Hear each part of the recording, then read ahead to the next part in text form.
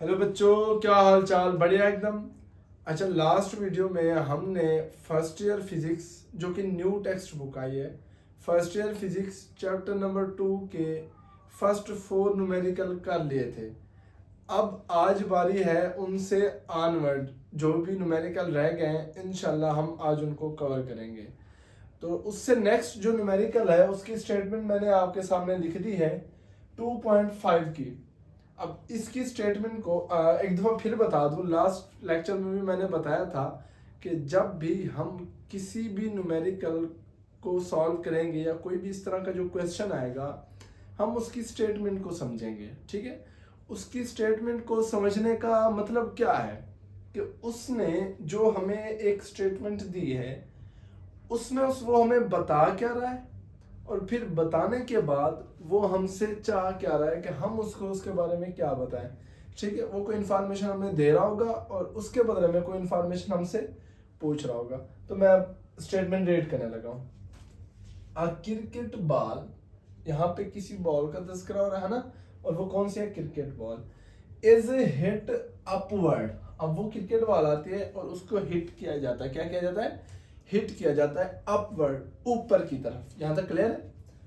Eight an angle of 45 degree. अच्छा, अब वो जस्ट एक चीज यहां पे समझ लें कि ये जो लाइन है ना, अगर यहाँ पे कोई बंदा ठहरा है, ठीक है, कोई भी पर्सन है, और यहाँ से अगर वो किसी चीज को हिट करता है, जैसे मैं यहाँ पे ठहरा हूँ और मैं किसी चीज को क्या करूँ? हिट करूँ। ये इस आज हम हमारे पास बैट तो नहीं है, क्रिकेट बैट, लेकिन हम इस रैकेट की मदद से ये चीज सॉल्व करेंगे, मतलब इसकी हेल्प लेंगे इस चीज को समझने के लिए। ठीक है, अब यहाँ पे ये मैं ठहरा हूँ, अब अगर कोई चीज मेरे पास यहाँ पे आती है और मैं उसको क्या करता हूँ? हिट करता हूँ। ठीक है, अब अगर यहाँ से हिट होने के बाद यहाँ से अगर वो सीधी जाती है, कैसे जाती है? सीधी, इसी लाइन में होता नहीं है कि यहाँ से जैसी लाइन हो ना, तो बिल्कुल सीधी जाए, बिल्कुल सीधी, ना ऊपर ना नीचे। जब बिल्कुल सीधी जाएगी तो उस टाइम जो एंगल बनेगा वो 0 डिग्री बनेगा। क्या बनेगा? 0 डिग्री। ठीक है। अच्छा, अब अगर वो मेरे पास आती है, जो कि इस बैडमिंटन के साथ शटल आती है, और अगर उसको मैं हिट करता हूँ और वो ऊपर चली जाती है, बिल्कुल सीधा, बिल्कुल सीधा, है ना, यहां से बिल्कुल ऊपर, अपवर्ड, यहां से अपवर्ड, तो इसको हम कहेंगे ये कौन सा एंगल है? 90 डिग्री का। और इसके दरमियान में अगर कहीं चली जाती है ना, यहाँ भी तो जा सकती है, यहाँ भी जा सकती है, यहाँ भी जा सकती है, यहाँ भी जा सकती है, ये फिर इसके दरमियान में एंगल हो गया 10 डिग्री, 20, 30, 40, 45, 80, 75, है ना, कुछ भी हो सकता है। अब ये जो आ रही है ना बॉल, उसको जब हिट करते हैं तो वो कौन से एंगल पे जाती है? 45, मतलब इसके और इसके एग्जैक्ट दरमियान में, है ना। क्लियर है यहाँ तक? अच्छा, ठीक है। अब next, a cricket ball is hit upward at an angle of 45 degree. 45 के एंगल पर इसको हिट किया गया with velocity of 20 मीटर पर सेकेंड। यहाँ पे हमें दो चीजें दी गई, एक एंगल दिया गया और एक वेलोसिटी दी गई। या मैं इसको एक काम करता हूँ कि गिवन डेटा की हेडिंग बना के ये वाली चीजें लिख लेते हैं और फिर देखते हैं कि वो हमसे पूछ क्या रहा है। गिवन डेटा, गिवन डेटा क्या बता रहा है जी? एंगल, है ना, इसको रिप्रेजेंट करता है थीटा से, वो कितना है? 45 डिग्री। उसके बाद जो दूसरी चीज है हमें क्या दी गई है? वेलोसिटी। क्या? वेलोसिटी v, वो कितना है? 20 मीटर पर सेकेंड। दो चीजें उसने दी। अब फिर हमसे वो दो चीजें बताने के बाद हमसे पूछ क्या रहा है? हमसे चाह क्या रहा है? Find its time of flight. अब जिस बॉल को हमने हिट किया है ना, वो कहता है उसकी फ्लाइट का टाइम बताएं, मतलब कि वो इस बैट से या रैकेट से हिट होने के बाद कितना देर हवा के अंदर रहेगी, फ्लाइट मतलब एयर में मूव करती रहेगी। वो हमने क्या बताना है असल में? यहाँ पे टाइम बताना है। क्या बताना है? टाइम। ये टाइम हो गया, है ना। अच्छा, उसके बाद मैक्सिमम हाइट। अच्छा, जब वो 45 के एंगल पर हिट होगी ना यहाँ से, जब क्रिकेट का बैट है, तो वो कुछ ना कुछ हाइट भी तो कवर करेगी ना, है ना, क्योंकि किसी ना किसी एंगल पर, अगर 0 के एंगल पर होती तो वो फिर जीरो हाइट कवर करती, जिस हाइट पे थी उसी पे, उससे कुछ और हाइट उसने कवर नहीं करनी थी, ठीक है, कम या ज़्यादा। अच्छा, अब अगर 90 के एंगल पर है तो उसने सबसे ज़्यादा हाइट तब कवर करनी थी। इसके दरमियान में भी तो उसने कुछ ना कुछ हाइट कवर करनी है ना, तो उस हाइट के बारे में हमने बताना है। दूसरी चीज़ हमने क्या बतानी है, हाइट के बारे में। और तीसरी चीज़ है how far away it hits the ground, ठीक है। अब वो जब इस बैट से टकराएगी ना, और इससे टकराने के बाद वो कितना दूर जाके गिरेगी, मतलब बाउंड्री के कितना करीब गिरेगी, बाउंड्री से आगे पीछे कहाँ पर, है ना, फार अवे, दूर कितना होगी, इट हिट्स द ग्राउंड, कि ये ग्राउंड से कितना दूर होके टकराएगी। ये थी हमारी स्टेटमेंट। अब मैं ये टू फाइंड की हेडिंग बना के ये सारी चीज़ें लिख देता हूँ, उसके बाद हम इसको सॉल्व करते हैं।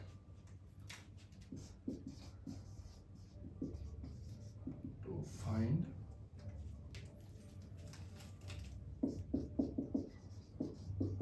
टाइम,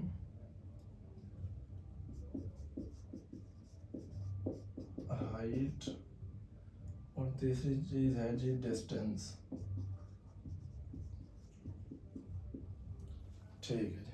अच्छा, अब बच्चों एक चीज़ कि यहाँ पे जो मैं फार्मूलाज यूज़ करूँगा ना इन चीज़ों को बताने के लिए, वो फार्मूलाज होंगे प्रोजेक्टाइल मोशन के। अब वो क्या मोशन होती है, ऐसी मोशन जो कि टू डायमेंशनल हो। क्या हो, टू डायमेंशनल, मतलब जब इसको मैंने हिट किया तो ये बॉल, अच्छा बाकी सारी मैं रेस कर देता हूँ यहाँ से ना, एक ही बना देते हैं कि वो जो बॉल थी ना वो 40, मतलब इसके और इसके एग्जैक्ट दरम्यान में थी।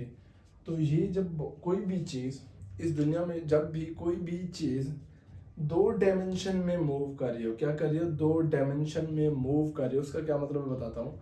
एक ये कि वो कुछ ना कुछ हॉरिजेंटल या एक्स एक्सिस पर भी डिस्टेंस कवर कर रही हो। अब ये बॉल यहाँ पे थी ना और वो आगे जा रही है ना यहाँ से, तो इधर डिस्टेंस कवर हो रहा है एक्स एक्सिस पर, और वाई एक्सिस पर भी कुछ ना कुछ डिस्टेंस कवर हो रही है। देखो पहले यहाँ पे थी, अब देखें थोड़ा हाइट कवर करके ये भी पहुँच गई है।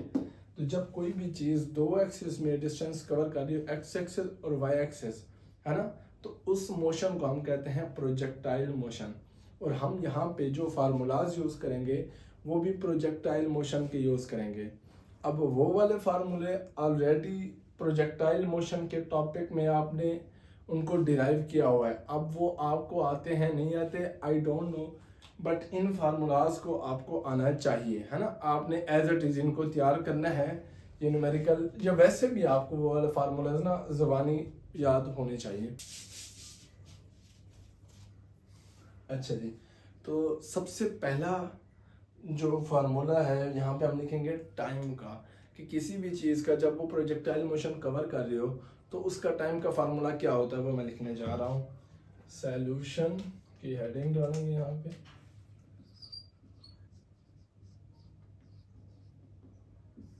solution, we know that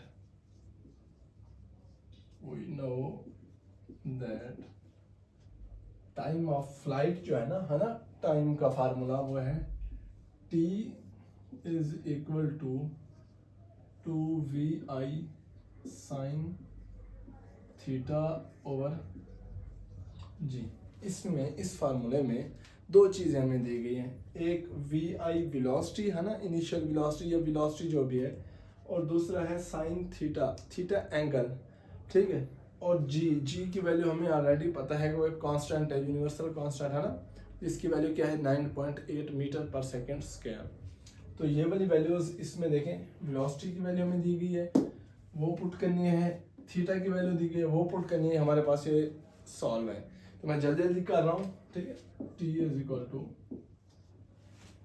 to V I कितना है जी 20, ठीक है, साइन थीटा कितना है 45 डिग्री, और जी की वैल्यू होती है 9.8। तो इसको जल्दी जल्दी सॉल्व करते हैं। T is equal to multiply by 20, 40, sine 45 degree आपने ये कैसे निकालनी है, कैलकुलेटर आपके हाथ में होने, वहाँ पे आपने साइन 45 प्रेस करना है तो उसका आंसर आ जाएगा, ठीक है। वो होगा क्या 0.707 divided by 9.8 as it is, t is equal. अच्छा, जब आप इसको इसके साथ मल्टीप्लाई करेंगे और इसके साथ डिवाइड करेंगे ना, तो उसका आंसर आ जाएगा 2.9, क्या 2.9 सेकेंड, 2.9। अच्छा, अब ये क्या बता रहा है कि जब हमें क्रिकेट बॉल को हिट करेंगे, है ना, इस वेलोसिटी के साथ 20 मीटर की वेलोसिटी के साथ, और उसका एंगल होगा 45 डिग्री, तो उसका वो जितनी देर हवा में रहेगा ना, वो जो जितना भी टाइम उसको लगेगा, मतलब यहाँ से वहाँ तक जाते हैं ना, इधर से टकराने के बाद ज़मीन तक टकराने तक जो उसको टाइम लगेगा, कितना लगेगा, 2.9 सेकेंड। उसके बाद अब है दूसरी चीज़ की हाइट, वो कितना हाइट कवर करेगा, ठीक है, उसका भी फार्मूला हम कह देते हैं, वी नो दैट, ये कुछ इस तरह का ना, यहाँ पे आप हेडिंग भी बना सकते हैं हाइट की ना, तो h is equal to V I का स्क्वायर, वेट, हाँ बस इस तरह कुछ, वी आई का स्क्वायर साइन का स्क्वायर थीटा ओवर 2g। ये वाले जो फार्मूलाज है ना, ये हमने इक्वेशन ऑफ मोशन से ऑलरेडी ड्राइव किए हुए, मतलब आप लोगों को आते ही होंगे, ठीक है ना। तो आपने अगर नहीं भी आते ना, तो इनको एज इट इज याद करना, 2 4 5 मिनट लग जाएंगे इनको याद करने पे। अच्छा, अब मैं वैल्यूज पुट करने लगा, देखें ये वेलोसिटी है ना भाई, उसकी वैल्यू दी गई है, थीटा है उसकी वैल्यू दी गई है, ठीक है, बाकी बचा क्या, जी की वैल्यू ऑलरेडी कांस्टेंट है, यूनिवर्सल। तो h is equal to, putting the values यहाँ पे आपने लिखनी है, वी आई क्या आ गया, 20 का स्क्वायर साइन 45 का स्क्वायर, है ना, बटा 2g, सॉरी g की वैल्यू क्या है, 9.8। अच्छा जी, तो हमने इनकी वैल्यूज लिख ली हैं। अब आगे हमने करना क्या है कि इनको सॉल्व ही करना है। पहले मतलब इस 20 का स्क्वायर ले लेंगे, उसके बाद साइन 45 की वैल्यू लिखेंगे, फिर उसका स्क्वायर ले लेंगे, इन दोनों को मल्टीप्लाई कर लेंगे। अब एक करने लगे हम आगे, यहाँ पे जी h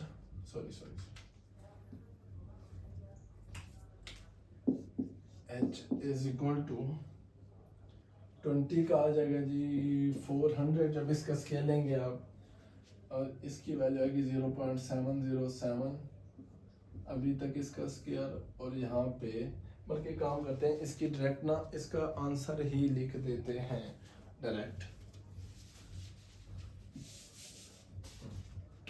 इसका 400, इसका आ जाएगा 0.5, इसका साइन 45 का आंसर लेके उसका फिर जब स्केल लेंगे ना, है ना, जो भी आंसर आएगा उसको फिर उसी के साथ मल्टीप्लाई कर देंगे, ये स्केल लेने का तरीका होता है।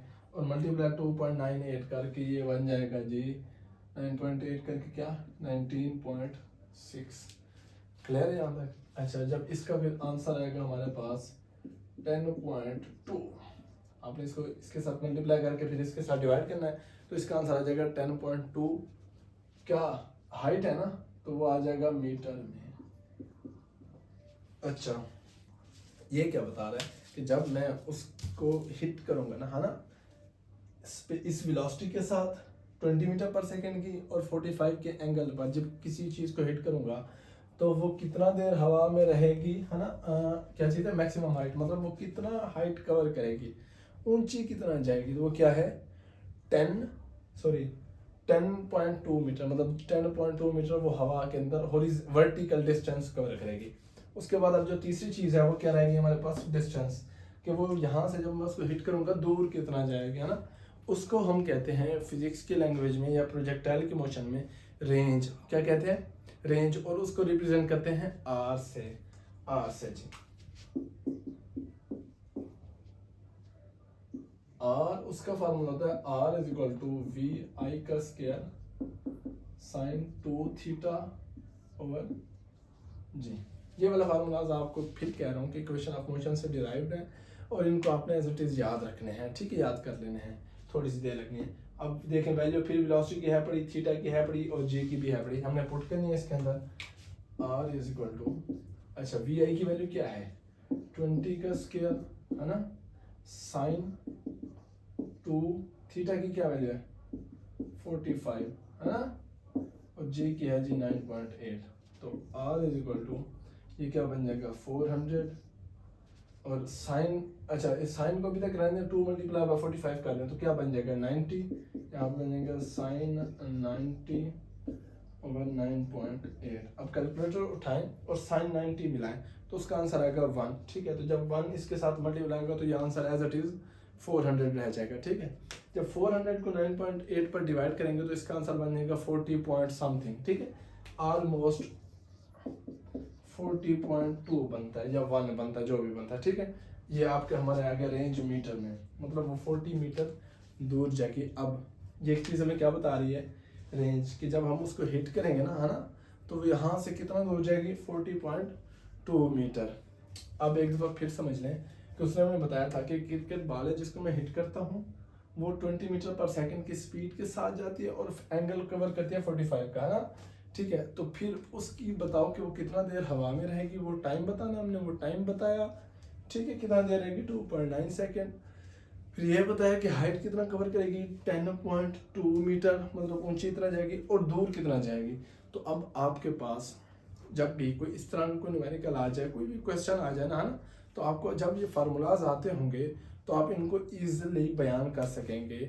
और यही चीज़ जब आप देख रहे होंगे कि क्रिकेटर जब ये मैच वगैरह उनका होता है ना, जब भी कोई बॉल हिट करते हैं तो एज अ टाइम उसी टाइम है ना, तो एक लाइन है उसी टाइम वहाँ पे स्क्रीन पे हमें शो हो रही होती है कि इतना डिस्टेंस कवर किया है, इतना हाइट का मारा है। तो इन्हीं फार्मूलाज को कवर करके वो बता रहे थे कि और इतना देर चीज़ हवा में रही है। तो उनके पीछे जो साइंस होती है, जो फिजिक्स होती है, वो आपके सामने है। और कितना ईजी है, बस आपने एक फार्मूलाज याद रखने हैं और इनिशियल उसकी वो जो वेलोसिटी है और एंगल क्या है उस चीज़ पे डिपेंड करता है।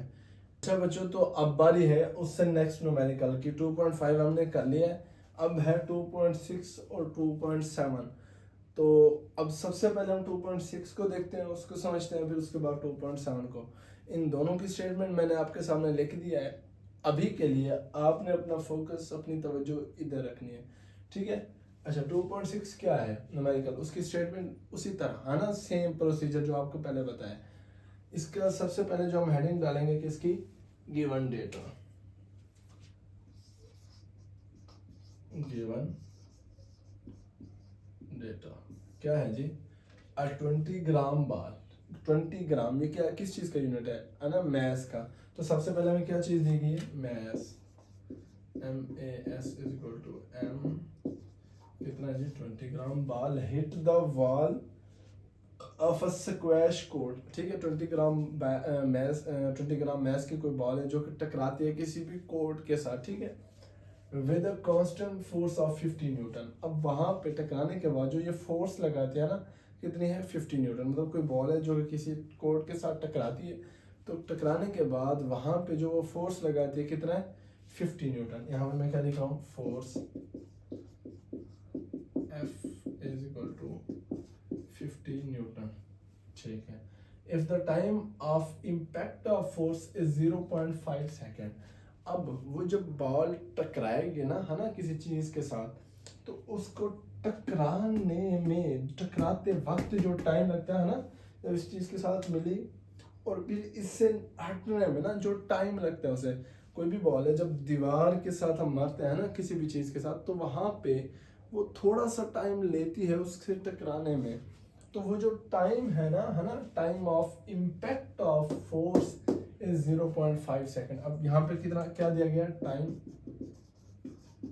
T इज इक्वल टू कितना, 0.5 सेकेंड। अच्छा जी, फाइंड इट्स इम्पल्स, इम्पल्स उसका फाइंड करें। अब ये इम्पल्स क्या होता है, इसका फार्मूला मैं आपको बता देता हूँ। अब इसका जो कंसेप्ट है वो हम आपको तो ऑलरेडी आता होगा, अगर नहीं आता तो फिर हम इसको जब इसका टॉपिक वाइज करेंगे तब इसमें कवर कर लेंगे।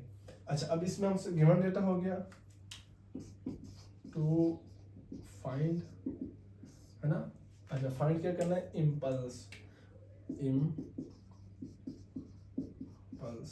आई। ठीक है, सॉल्यूशन हेडिंग डाल देते हैं। अच्छा बच्चे, अब हमें क्योंकि इम्पल्स फाइंड करना है, हमें 3 चीज़ें दी गई और एक चीज़ पूछ रहा है, तो हमें इम्पल्स का फार्मूला आना चाहिए। अब मैं सब उसका इम्पल्स का फार्मूला लिखता हूँ, फिर उसको समझते हैं कि उसमें बता क्या रहा है। ठीक है, I impulse is equal to F multiply by T।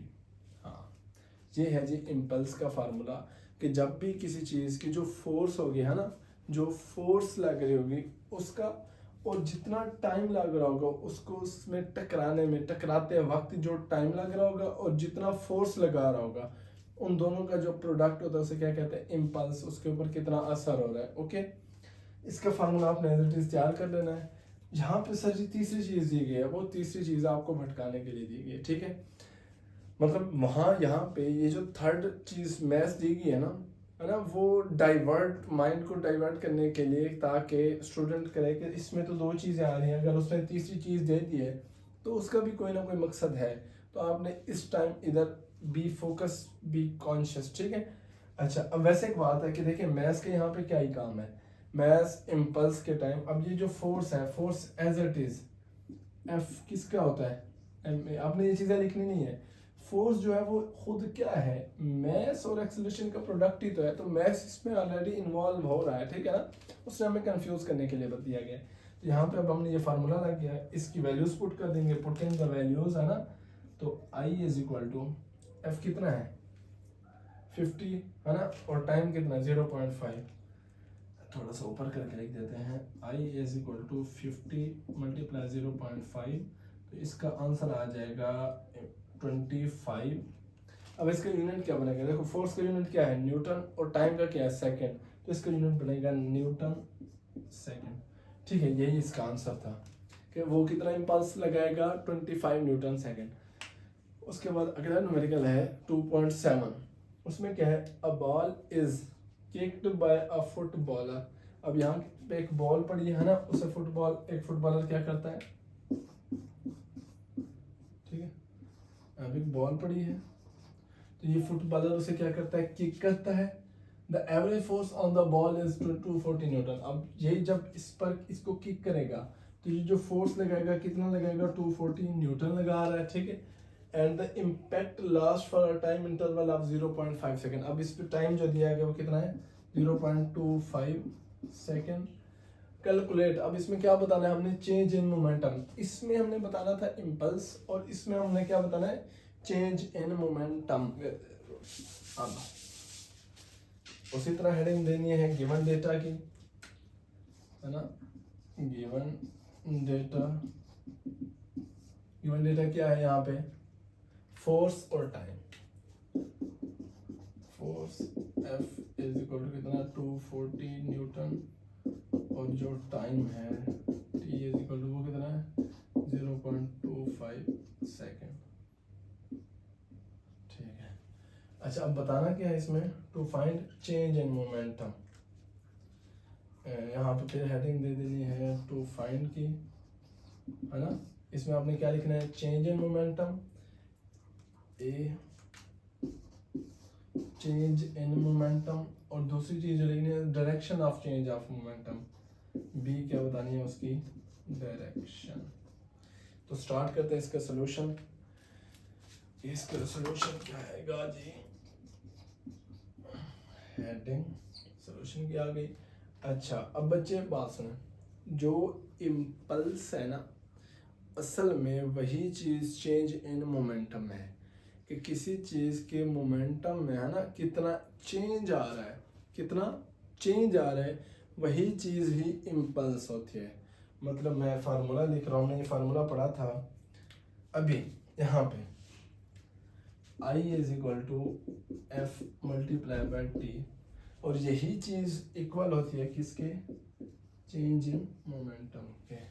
नहीं लगी समझ, जो इम्पल्स होता है असल में वही चेंज इन मोमेंटम होता है। और ये डेरिवेशन है हमने ऑलरेडी की हुई है, हमारे पीछे टॉपिक्स में, बुक में ये डेरिवेशन की गई है, तो यहाँ पे करने की ज़रूरत नहीं है। तो अब यहाँ पे चेंज इन मोमेंटम निकालना है, क्या निकालना है, change in momentum is equal to F multiply by T. यहाँ पे लिख दें जी putting the values in the values. अच्छा, क्या क्या वैल्यू है जी, एफ की चेंज इन मोमेंटम, एफ की वैल्यू क्या है 240 मल्टीप्लाई टाइम की वैल्यू रहेगी, है ना, टाइम की क्या है 0.25, तो चेंज इन मोमेंटम जो आएगा 240 जब मल्टीप्लाई 0.25 करेंगे तो इसका आंसर आ जाएगा 60, क्या 60, और इसका भी यूनिट क्या आएगा न्यूटन सेकेंड। तो जो चेंज इन मोमेंटम सेम उसी तरह सेम चीज़ है। तो यहाँ तक क्लियर होगी। अब जो दूसरी चीज़ है कि डायरेक्शन, अब ये जो चेंज इन मोमेंटम होगा ना वो उसकी डायरेक्शन क्या होगी, क्योंकि एक वेक्टर क्वांटिटी है, वेक्टर क्वांटिटी का मैग्नीट्यूड तो आ गया, अब फिर उसकी डायरेक्शन। अब आपकी बुक में ना उसने ये चीज़ बताई है यहाँ स्टेटमेंट में कि जो चेंज ऑफ मोमेंटम है वो फोर्स की डायरेक्शन में है। क्या है, जिस डायरेक्शन में फोर्स लग रही है उसी डायरेक्शन में ही मोमेंटम का चेंज होगा। ये चीज़ बुक की स्टेटमेंट में ही दी गई है, मैंने यहाँ पे नहीं लिखी है। तो ठीक है, अब जब उस पर फोर्स लगेगी, यहाँ पे वो जो फोर्स लगा रहा था है ना, तो वो फोर्स जब इस पे लगाएगा तो बॉडी किधर जाएगी, फॉरवर्ड डायरेक्शन में। किस में, फॉरवर्ड डायरेक्शन में। तो फिर जो चेंज इन मोमेंटम होगा वो भी किधर होगा, फॉरवर्ड डायरेक्शन में। फिर बता रहा हूँ कि आपकी बुक में उसने बताया है कि यहाँ पे जो चेंज इन मोमेंटम आएगा वो फोर्स की डायरेक्शन में आएगा, ये आपकी बुक में बताया। अब जब भी उस पर फोर्स की डायरेक्शन किधर है, जब उस पर फोर्स लग रही है तो फॉरवर्ड मूव करे है ना, तो इस टाइम जो चेंज इन मोमेंटम होगा वो किस साइड पे होगा, इन फॉरवर्ड डायरेक्शन में। तो यहाँ पे मैं बी की हेडिंग डाल के लिख देता हूँ, change in momentum will be in the direction of force which is in forward direction। Clear है यहाँ तक? तो ये दो न्यूमेरिकल हमारे हो गया। अब बढ़ते हैं नेक्स्ट की तरफ। अच्छा बच्चों, अब बारी है 2.8 न्यूमेरिकल की, उससे नेक्स्ट वर्ड है ना, पिछले 7 न्यूमेरिकल हमने कर ली, अब नेक्स्ट। अच्छा, सबसे पहले इस न्यूमेरिकल की मैं स्टेटमेंट पढ़ूंगा, देखूंगा कि वो हमें बता क्या रहा है, क्या इंफॉर्मेशन दे रहा है, और फिर वो इंफॉर्मेशन देने के बाद वो हमसे पूछ क्या रहा है। ठीक है, अब मैं आपके सामने स्टेटमेंट पढ़ने लगा हूँ। एन एरोप्लेन, यहाँ पे किसकी बात हो रही है, एक एरोप्लेन की है ना, हवाई जहाज की, मूविंग हॉरिजेंटली। अच्छा, अब वो मूव कर रहा है, हॉरिजेंटली से क्या मुराद है, देखो दो तरह की एक्सेस को ना यहाँ पे डिस्कस किया जाता है। एक होता है हॉरिजेंटल है ना, और एक वर्टिकल। एक हॉरिजेंटल और एक वर्टिकल।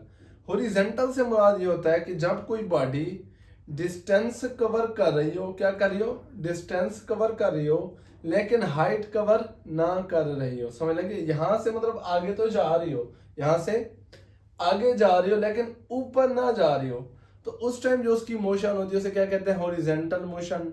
और उस टाइम वो जो डिस्टेंस कवर करेगा उसे क्या कहेंगे, हॉरिजेंटल डिस्टेंस। अब यहाँ पे जो एरोप्लेन है वो कह रहा है कि मूव कर रहा है हॉरिजेंटली, इससे मुराद है कि अब वो आगे की तरफ डिस्टेंस को क्या कर रहा है, कवर कर रहा है। ठीक है, moving horizontally at a speed of 200 meter पर सेकेंड। और भाई साहब उसके आगे जाने की जो स्पीड है ना वो कितना है, 200 मीटर पर सेकेंड। मतलब पहले 1 सेकेंड में 200 मीटर कवर करेगा, फिर अगले में 200, फिर अगले में 200।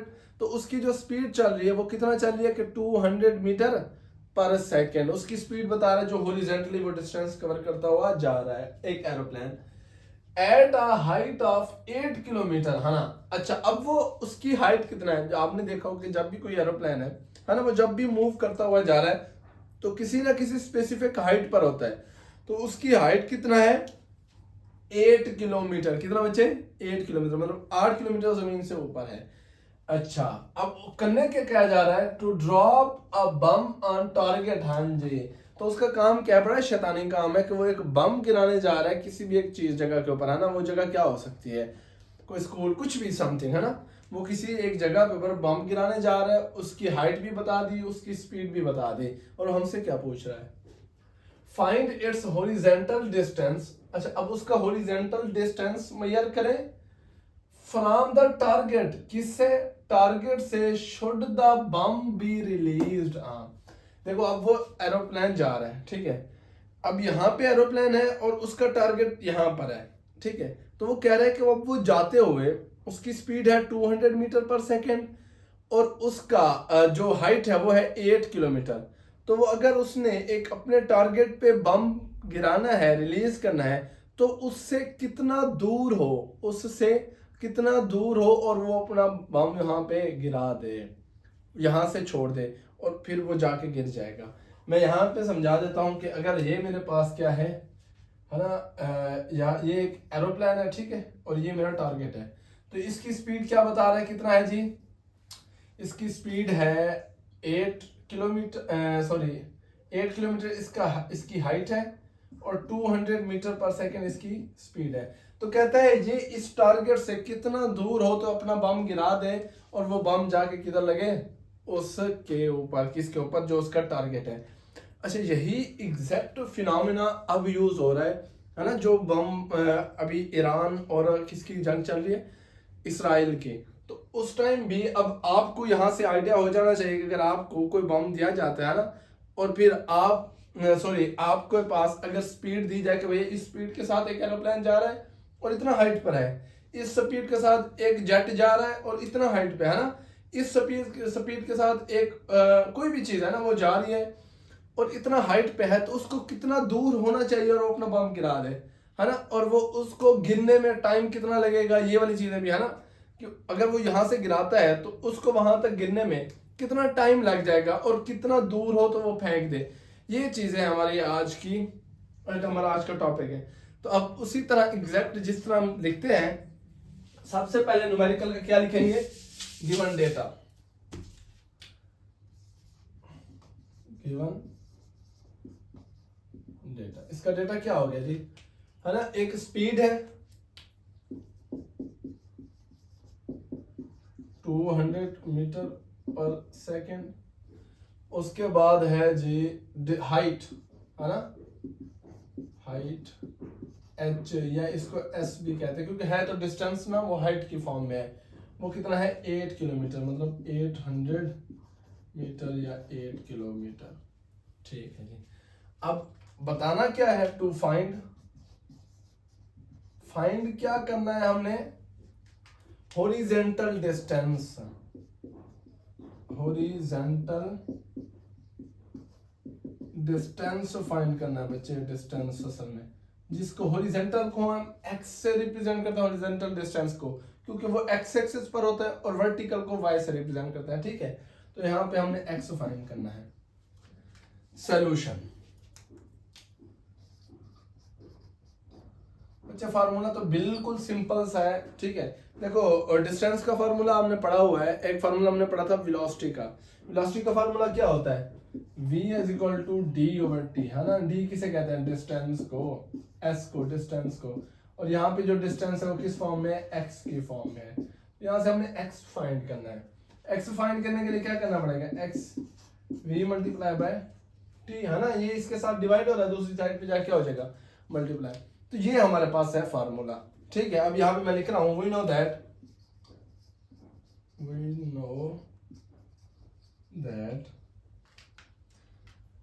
x is equal to v multiply by t। अच्छा, अब मैं वैल्यूज पुट करने लगा हूं। देखिए v स्पीड है ना, इसको रिप्रेजेंट कर देते किससे, v से। v तो मेरे पास है लेकिन टाइम नहीं है, तो सबसे पहले मुझे वो टाइम भी फाइंड करना होगा कि उसको वहां पे गिनने में टाइम कितना लगेगा। अगर मेरे पास वो टाइम की वैल्यू आ जाती है तो फिर मैं इस फार्मूले में पुट करके v की अलर्ट है, t की पुट करके अपना आंसर निकाल लूंगा। क्लियर है यहाँ तक। अच्छा, अब टाइम की वैल्यू निकालने के लिए हमें हेल्प लेनी पड़ेगी इक्वेशन ऑफ मोशन की। 3 इक्वेशन ऑफ मोशन है ना, तो उन तीनों को अगर मैं यहाँ पे लिखूं फिर उसमें से बताऊं कि कौन सी यूज होगी। ये मैंने पीछे आपको एक न्यूमेरिक, इसी चैप्टर के न्यूमेरिकल में ये चीज बता दी थी कि हमने अपना फार्मूला चूज कैसे करना है। तो यहाँ पे जो फार्मूला लगेगा टाइम के लिए वो मैं लिख रहा हूँ ऑलरेडी, ठीक है। ये चीज मैंने ऑलरेडी समझा दी थी, बस मैं अब यहाँ पे फार्मूला लिख के अपना काम निपटा रहा हूँ। इसको हमने इक्वेशन का नाम दे रहे हैं इक्वेशन नंबर 1, ठीक है। अब हम असल में टाइम की वैल्यू निकालें according to equation of motion, equation of motion, है ना। टाइम की वैल्यू फाइंड करनी है ना, तो इसके लिए जो हम फार्मूला लगाएंगे ना, इक्वेशन ऑफ मोशन वो है s is equal to V I T plus 1/2 A T का square. s is equal to V I T plus 1/2 A T का स्क्वायर। अच्छा बच्चे कुछ चीजें देखें, यहाँ पे जो डिस्टेंस है वो किस फॉर्म में है, देखें हाइट की फॉर्म में। किस फॉर्म में? हाइट की फॉर्म में वो हमें जो डिस्टेंस बता रहा था, ठीक है ना। तो मतलब यहाँ पे अब s को, क्योंकि वो हाइट की फॉर्म में, वर्टिकल की फॉर्म में, तो उसको मैं y से रिप्रेजेंट कर दूंगा। जैसे हॉरिजॉन्टल वाले को हमने किससे रिप्रेजेंट कर दिया था? x से। तो अब इस s की जगह मैं क्या लिखने लगा हूँ?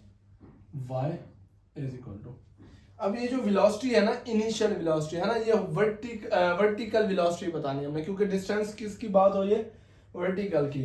तो v i y इसके साथ छोटा सा लिख दिया, t वैसे का वैसे प्लस 1/2 ए टी का square.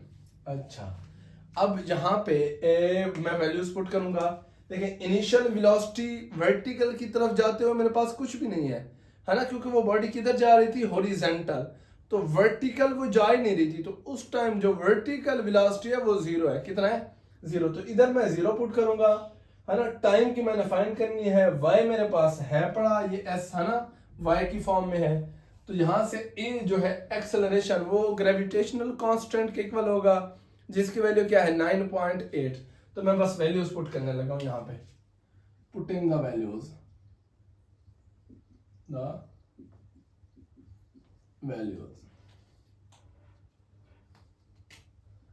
y is equal to, अच्छा वी आई 0 हो गया, तो उसके साथ टाइम बचा, वो भी 0 हो जाएगा। क्या हो जाएगा? 0 प्लस 1/2 ए, वही ग्रेविटेशनल कांस्टेंट की इक्वल है, उसकी वैल्यू 9.8, और t को हमने फाइंड करना है। सॉरी, y की वैल्यू क्या थी भला? 800 मीटर। कितना? 800 मीटर। चलो जी यहाँ तक। अब देखिए जो चीजें कटती हैं उसे कट कर देते हैं। 2 यहाँ से यहाँ पे बचेगा 4.9, यहाँ से 8000 सॉरी। अच्छा ये 0 हो जाएगा, यहाँ पे बचेगा 4.9 टी का स्क्वायर। मैंने यहाँ से टी टाइम की वैल्यू निकालनी है, तो 4.9 इधर मल्टीप्लाई हो रहा है, दूसरी साइड पे क्या हो जाएगा? जाके डिवाइड हो जाएगा, है ना। तो मैं इसको t square is equal to 8000 divided by 4.9, ठीक है। अब इसको हमने डिवाइड करना है, तो इसकी वैल्यू, एक मिनट मैं कैलकुलेटर यूज कर लूँ। अच्छा बच्चों, तो जब इसको इस पर डिवाइड करेंगे तो इसकी वैल्यू आएगी टी स्क्वायर की 1632.65, ठीक है। अब क्योंकि हमने सिर्फ टाइम की वैल्यू लेनी है, ना कि टाइम के स्क्वायर की, तो हम यहाँ पे स्क्वायर रूट ले लेंगे, या अंडर रूट जिसे भी कहते हैं, ठीक है। तो जब इसका अंडर रूट लेंगे इस साइड पे भी, इस साइड पे भी, तो इसकी वैल्यू बन जाएगी 40.41 सेकेंड, ठीक है। तो यहाँ पे मेरे पास टाइम निकल आया कि उस बम्प को गिरने में कितना टाइम लगना है? सिर्फ 40 सेकेंड, ठीक है। अच्छा अब इस वैल्यू को मैंने पुट करना है equation number 1। Again putting the values in equation 1, values in equation 1, ठीक है जी। x हमने फाइंड करना था, v मेरे पास कितना है? स्पीड v 200 मल्टीप्लाई बाय 40.41, ठीक है। x इज इक्वल टू, अब जब इसको इसके साथ मल्टीप्लाई करेंगे, करते हैं जरा, तो इसका आंसर आएगा शहजादे 8082 है ना, 8082। अब क्योंकि ये डिस्टेंस है, तो है ना, डिस्टेंस का यूनिट क्या होता है? मीटर। अब हम यहाँ पे, हमें क्योंकि किलोमीटर में डिस्टेंस बताया गया था, तो हम भी यहाँ पे जब किलोमीटर में बताएंगे तो इसका आंसर बनेगा, किलोमीटर में डिवाइड बताने के लिए मीटर को 1000 से डिवाइड कर देते हैं। क्या कर देते हैं? 1000 से डिवाइड कर देते हैं। मैं करके दिखा देता हूँ, 1000 डिवाइडेड बाय 1000। अब यहाँ पे मीटर की जगह किलोमीटर, और ये बन जाएगा 88.082 किलोमीटर, ठीक है। अब मैं एक दफा फिर सही करके लिख देता हूँ, या नेक्स्ट पे लिख देते हैं, x is equal to 8.08 kilometer. तो अब ये चीज हमें क्या बता रही है कि जब भी हम अपने टारगेट से इतना दूर हों तो हमें अपना बम गिरा देना चाहिए, ठीक है। और उस बम को गिरने में कितना टाइम लगेगा, ये वाला टाइम 40.41 सेकेंड। यहाँ तक क्लियर है? चलो जी, अब चलते हैं अगले न्यूमेरिकल की तरफ। अच्छा जी, तो अब बारी है उससे नेक्स्ट न्यूमेरिकल 2.9 की। उसी तरह इसकी स्टेटमेंट पढ़ेंगे, देखेंगे कि हमें बता क्या रहा है और फिर बताने के बाद हमसे पूछ क्या रहा है, ठीक है। अच्छा, वाई डज, सबसे पहले ना वो हमसे पूछ रहा है कि भैया क्यों, वाई, ठीक है। क्या पूछ रहा है, रेंज ऑफ प्रोजेक्टाइल। प्रोजेक्टाइल जो मोशन होती है ना, इमोशन की एक टाइप है प्रोजेक्टाइल मोशन, ठीक है। जब भी कोई बॉडी डिस्टेंस कवर कर रही है ना, यहां से ऐसे, मतलब दो तरह का, एक वो एक्स एक्सेस पे भी डिस्टेंस कवर कर रही है और वाई एक्सेस पे भी, मतलब एट अ टाइम दो डायमेंशन में मूव कर रही हो। जब भी कोई बॉडी दो डायमेंशन में मूव कर रही हो तो उस मोशन को क्या कहते हैं, प्रोजेक्टाइल मोशन। अच्छा, अब ये बॉडी क्या कर रही है, मूव कर रही है, ठीक है, ये प्रोजेक्टाइल मोशन हो गया यहाँ तक, ठीक है। अब रेंज क्या होता है, वो वाला डिस्टेंस जो कि वो हॉरिजॉन्टल कवर करे ना, जो हॉरिजॉन्टल डिस्टेंस कोई भी बॉडी कवर करेगी प्रोजेक्टाइल मोशन में, उसे हम कहते हैं रेंज। क्या कहते हैं, रेंज। अब वो क्या पूछ रहे हैं, रेंज ऑफ प्रोजेक्टाइल। इससे मुराद क्या है कि वो जो बॉडी मूव करती हुई जा रही है ना, तो वो कितना डिस्टेंस कवर करेगी हॉरिजॉन्टल, उसे क्या कहते हैं, range. Why does range of projectile remain the same? एक प्रोजेक्टाइल है, वो कहता है उसकी रेंज क्यों सेम रहती है, कब, when angle of projection। अच्छा, अब उसको जो भी कोई बॉडी है उसको किसी ना किसी एंगल पे हिट किया जाता है ना, एंगल 0 का, 30 का, 50 का, 60 का।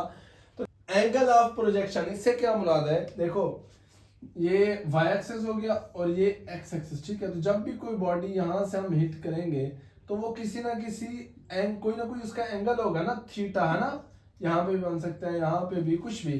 तो कहता है कि एक बॉडी है जिसका मैं क्या करता हूँ, एंगल चेंज करता हूँ थीटा टू 90 माइनस थीटा, ठीक है। पहले उसका एंगल कितना था, थीटा, कुछ भी ना, थीटा की वैल्यू कुछ भी हो सकती है, और फिर उसकी जो वैल्यू है वो चेंज कर दी जाती है 90 माइनस थीटा, ठीक है।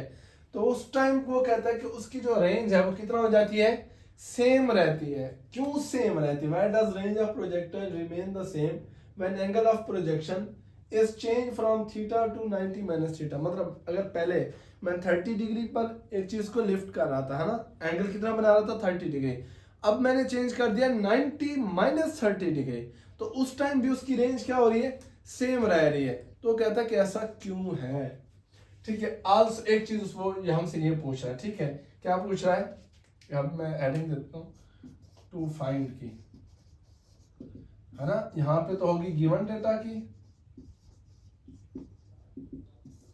अच्छा, टू फाइंड क्या कह रहा है कि मतलब दो रेंज है ना, एक को मैं R1 का नाम दे देता हूँ और एक को दे देता हूँ R2, ठीक है।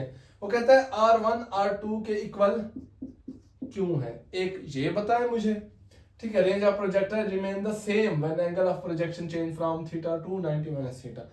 आल्सो शो दैट, और मुझे ये भी बताएं, for complementary angle of projection remain the ratio R over R dash. अच्छा, मैंने यहाँ पे R1 और R2 नाम दिया है, उसने इन्हें क्या नाम दिए, R और R डैश का, ठीक है। तो इसके मैं R का नाम दे देता हूँ और इसको R डैश का, ठीक है।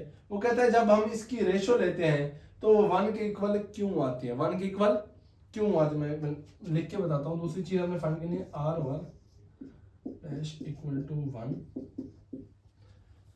ये चीजें हमने बतानी है, उससे दो चीजें समझ लगी है। अच्छा, वैसे देखें, अगर R डैश के इक्वल है, जब भी कोई बॉडीज अगर दो चीजें एक दूसरे की सेम आ जाती है, जैसे 10 अगर कितना 10 के इक्वल है तो हम उसकी रेशियो लें तो क्या आ जाएगा, 1, है ना।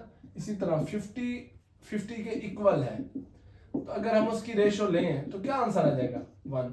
मतलब जब भी कोई बॉडीज दो एक दूसरे के इक्वल हो तो हम उनकी जब भी रेशियो लेंगे तो किसके बराबर आएगी, 1 के, ठीक है। यहाँ पे कंफ्यूजन नहीं होनी चाहिए। देखिए, x अगर x के इक्वल है तो मैं उसकी अगर रेशियो लेता हूं तो किसके बराबर आएगा, ये इससे कट जाएगा ना, 1 के इक्वल, है ना। तो ये वाली चीजें कंफ्यूजन तो नहीं क्रिएट करेगी। यहाँ पे हमें वो दो चीजें बता रहा है ना, एक थीटा, ये बता रहा है कि जो थीटा है वो चेंज हो रहा है थीटा से 90 माइनस थीटा। जो गिवन डेटा है उसमें हमें दो एंगल दिए गए, थीटा से एंगल को कहते हैं ना, तो उसमें हमें दो एंगल दिए गए हैं। थीटा 1 जो है वो क्या है, थीटा है ना, और जो थीटा 2 है जो कि चेंज हुआ है वो कितना है, 90 माइनस थीटा। ये हमारे पास डेटा हो गया। अब हम उसका सोल्यूशन नेक्स्ट करते हैं, ठीक है, इसको रेज करते हैं और आगे इसका अब हम करने लगे हैं सोल्यूशन। हेडिंग डालते हैं सोल्यूशन की, ठीक है। अब रेंज का फार्मूला हमें यहाँ पे आना चाहिए, वो मस्ट है, ठीक है। रेंज का फार्मूला होता है बच्चों R is equal to V I का square sine 2 theta over G, ठीक है। अब हमारे पास दो रेंज है, कितनी रेंज है, दो। एक को हमने R का नाम दिया और दूसरी को R डैश का।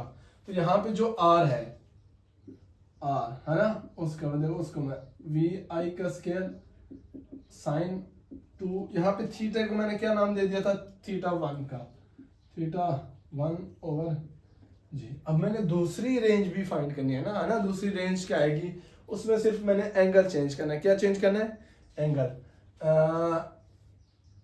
यहाँ पे हेडिंग बना लें आप मार्कर के साथ ताकि कंफ्यूजन ना हो।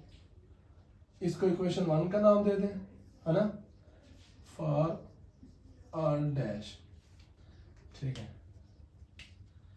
आर डैश क्या था, वी आई का स्क्वायर साइन 2 थीटा कितना चेंज हुआ था, 90 माइनस थीटा, 90 माइनस थीटा, यही हुआ था ना।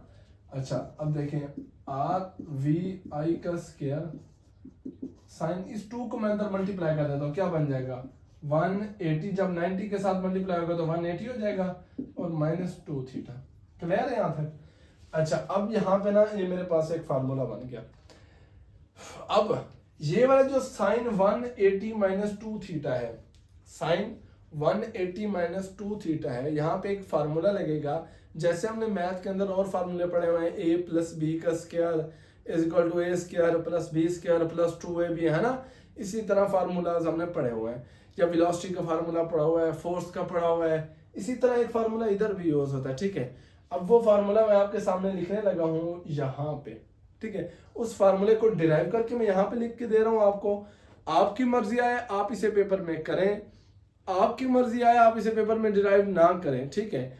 बस उसका आपने सिंपली यहाँ पे आंसर लिख देना जो हम यहाँ पे लिखेंगे, ठीक है। अब ये चीज आप पर है, समझाना मेरा हक है, वो मैं आपको समझा देता हूँ यहाँ पे। अच्छा यहाँ पे जो एंगल फार्मूला यूज होगा वो एक फार्मूला होता है sine alpha minus beta is equal to sine alpha cos beta minus cos alpha sine beta, ठीक है।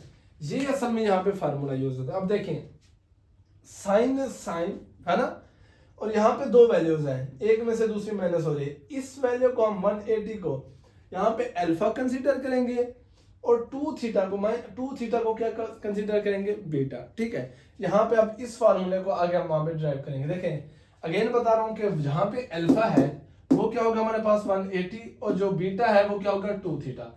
इधर एज इट इज हमने कर लेना। ये देखें मैं आगे सॉल्व करने लगा इस फार्मूले को ना, is equal to sine alpha की जगह हमने क्या लिखना है 180, अच्छा कॉस बीटा की जगह क्या लिखना है 2 थीटा, ठीक है, माइनस कॉस की जगह क्या लिखना है हमने, सॉरी कॉस अल्फा की जगह 180, ठीक है, और साइन बी की जगह क्या लिखना है 2 थीटा। यहां तक क्लियर है। अच्छा अब आगे चलते हैं। साइन 180 0 के बराबर, साइन 180 किसके बराबर 0 के बराबर, तो ये टर्म क्या हो जाएगी 0 कॉस 2 थीटा। अब ये मुझे कैसे पता साइन 180 किस 0 के बराबर है, आपने कैलकुलेटर निकालना है, ठीक है। कैलकुलेटर निकालने के बाद साइन 180 मिलाना है, साइन में प्रेस करना है, फिर उसके बाद 180 इक्वल प्रेस करेंगे तो वो 0 के इक्वल आ जाएगा, ठीक है। आपको या तो ज़बानी याद होनी चाहिए या फिर आप कैलकुलेटर की भी मदद ले सकते हैं, ठीक है। साइन 2 थीटा माइनस कॉस 180 होता है -1 के बराबर, ये भी उसी तरह कैलकुलेटर से कर सकते हैं। और यहाँ पे क्या बचा साइन 2 थीटा, ठीक है, क्लियर है। अच्छा जी अब ये जब जीरो के साथ कोई भी चीज मल्टीप्लाई होती है तो क्या हो जाती है, जीरो, ये टर्म हो जाएगी जीरो, ये माइनस माइनस प्लस वन, है ना, आगे sine 2 theta is equal to, ये वन है ना, इसके साथ क्या हो रहा है, मल्टीप्लाई हो रहा है, तो ये जब बन जाएगा साइन 2 थीटा, वन जिस वैल्यू के साथ भी मल्टीप्लाई होता है तो उसका आंसर वही आ जाता है ना जो नेक्स्ट वैल्यू होती है। तो यहाँ पे साइन 2 थीटा बच गया, मतलब अब ये वाली वैल्यू जो है ना साइन 180 माइनस 2 थीटा, ये किसकी इक्वल आ रही है, साइन 2 थीटा की। अब इसकी जगह मैंने बस यही लिख देना है, ठीक है। अच्छा सॉरी, यहाँ पे नीचे जी भी लिखना था और इधर भी हमने जी लिखना है, ठीक है। R dash is equal to V I का स्क्वायर साइन 180, उसकी जगह क्या लिखना है, साइन 2 थीटा, ठीक है, और डिवाइडेड में जी। अब इसको मैं इक्वेशन का नाम दे रहा हूँ, इक्वेशन नंबर। अब देखो जरा आर डैश के इक्वल है आर की वैल्यू क्या है, वी आई का स्क्वायर साइन 2 थीटा, है ना, यहाँ पे 1 है तो यहाँ पे आप 2 लिख दो, अब इससे मैटर नहीं कर रहा, ठीक है, ये चाहे रिमूव भी कर दो, ठीक है। अब जो आर है वी आई का square sine 2 theta over G, ये आर डैश वी आई का square sine 2 theta over G, ये दोनों एक दूसरे के इक्वल आ गए ना, है ना। अब यहाँ पे मैं क्या लिखूंगा, according to equation 1 and 2 to equation 1 and 2 it is proved that, क्या प्रूव हुआ है कि जो r है ना, वो r डैश की क्या है, इक्वल है, r is equal to r dash. Clear है यहाँ तक। अब चलते हैं नेक्स्ट, जो इसका दूसरा पार्ट था वो ये वाला कि r ओवर r डैश किसके इक्वल आ रहा है, 1 के। अब ये चीज तो आपको ऑलरेडी ही समझ लग गई होगी कि मैं क्या कह रहा हूं। अच्छा अब अकॉर्डिंग टू गिवन स्टेटमेंट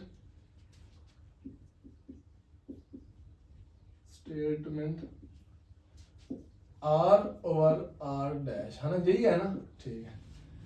अब यही हमने फाइंड करना था, मैंने वही लिख दिया। अब आर की वैल्यू लिखूंगा, आर की वैल्यू यहाँ पे क्या है, वी आई का स्क्वायर साइन 2 थीटा ओवर जी, है ना, डिवाइडेड बाय, या इसको इस तरह कर लें, क्या आएगी, वी आई का square sine 2 theta over G. ये वैल्यू मैं यहाँ से ले रहा हूँ, ठीक है, आर की और आर डैश की। तो अच्छा अब ये बिल्कुल सेम वैल्यूज है, वही बात जो मैंने आपको बताई थी कि 10 जब 10 से डिवाइड होते हैं आंसर 1 ही आ जाता है ना, क्योंकि ये सेम है तो ये एक दूसरे से कट जाएंगे और यहाँ पे जो आंसर बचेगा क्या बचेगा, 1। तो मेरे पास ये दूसरी चीज भी डिराइव होगी। अब ये न्यूमेरिकल हमारे पास क्लियर हो गया कि इसमें दो चीजें हमने फाइंड करनी थी कि आर आर डैश के इक्वल है, और जब हम उनकी रेशो लेते हैं तो वो दोनों उसकी रेशो 1 के इक्वल आ जाती है। ये न्यूमेरिकल भी हमारा हो गया। अब हम बढ़ते हैं अगले न्यूमेरिकल की तरफ। अब बारी है उससे नेक्स्ट न्यूमेरिकल की 2.10 की। सबसे पहले उसकी स्टेटमेंट पढ़ते हैं, देखते हैं कि उन्होंने बता क्या रहा है, फिर बताने के बाद हमसे पूछ क्या रहा है, ठीक है। स्टेटमेंट है जी, अ ट्रॉली ऑफ मैस, यहाँ पे कोई ट्रॉली है ना, जिसका मैस बता रहा है कितना, 1.0 kg, मतलब कोई भी ऑब्जेक्ट है जिसका मैस कितना है, 1 kg, ठीक है। Moving with the velocity of 1.0 meter पर सेकेंड, मतलब अब ये जो मैस है ना ये मूव भी कर रहा है, और मूव कितना कर रहा है, 1 मीटर पर सेकेंड, उसकी जो वेलोसिटी है कितना है, 1 मीटर पर सेकेंड, ठीक है। ट्रॉली ऑफ मैस वेलोसिटी भी आ गई, उसका मैस भी आ गया 1 kg है, और इस वेलोसिटी के साथ आगे मूव करता जा रहा है। Collide with a similar trolley, अच्छा इसका मतलब आगे कोई और ट्रॉली भी ठहरी है, ठीक है ना, जो कि कह रहे हैं सिमिलर है, उससे जाके टकराती है। सिमिलर से क्या मतलब है, जो जो इसके अंदर प्रॉपर्टीज है वही सेम उसके अंदर है। Mean similar trolley at rest, हाँ, लेकिन उसने जो कंडीशन बता दी उसको हमने फॉलो करना है। कहते हैं इसी की तरह की ट्रॉली है लेकिन वो है रेस्ट में। इसी की तरह मतलब इसका मैस भी जैसे इसका 1 kg उसका भी 1 kg होगा, लेकिन वो रेस्ट में है, उसकी वेलोसिटी नहीं है, तो वो क्या वेलोसिटी क्या होगी उसकी, 0। समझ लगी। ये मैस 1 कितना हो गया, 1 kg, मैस 2 भी 1 kg, वेलोसिटी 1 मीटर पर सेकेंड, और वेलोसिटी 2 0 होगी। यहाँ तक क्लियर है, ये उसकी स्टेटमेंट होगी, ठीक है। अच्छा इधर ना इसी चीज को हम गिवन डेटा में लिख लेते हैं। गिवन डेटा क्या हो गया, m1 1 kg, है ना, m2 1 kg, v1 कितना है जी 1 मीटर पर सेकेंड है ना, और v2 कितना है 0। यहाँ तक क्लियर है। अच्छा अब यहाँ तक उसने स्टेटमेंट दी। अब वो हमसे ना आगे दो पार्ट्स है, एक को v1 का नाम दिया हुआ है ना, और एक को एक को i1 और एक को i2 का नाम दिया हुआ है। पढ़ते हैं अब इसमें क्या करें। कहते हैं आफ्टर कोलिजन, वो उससे जब टकरा गई ना उसके बाद the first trolley comes to rest. ये वाली जो पहली ट्रॉली थी ना, ये जैसे इसके बाद टकराई थी ये रेस्ट में आ गई, फिर उसके बाद ये रुक गई, इसकी वेलोसिटी क्या होगी 0। The first trolley comes to rest, whereas the second start moving with velocity of 1.0 meter second। कहता है जब टकराए, उसके टकराने के बाद ये जो पहली थी जो कि 1 मीटर पर सेकंड की स्पीड के साथ जा रही थी, उससे टकराने के बाद, दूसरी ट्रॉली से टकराने के बाद ये रुक गई, ये स्टॉप कर गई है ना। अच्छा जो आगे वाली ट्रॉली थी वो मूव करने लग गई, ठीक है। वो किस स्पीड से मूव करने लगी 1 मीटर पर सेकंड की, ये आफ्टर बता रहा है, ठीक है। इन द सेम डायरेक्शन, उसी डायरेक्शन में।